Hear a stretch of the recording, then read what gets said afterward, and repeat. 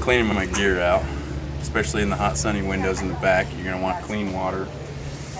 You're not going to want to use a whole lot of soap, just for the simple fact that, I mean, you can leave a residue.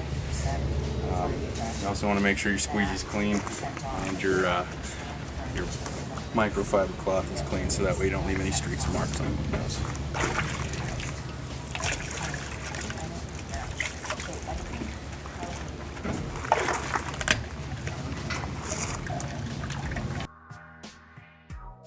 Just drop both sides, good enough to spread the window.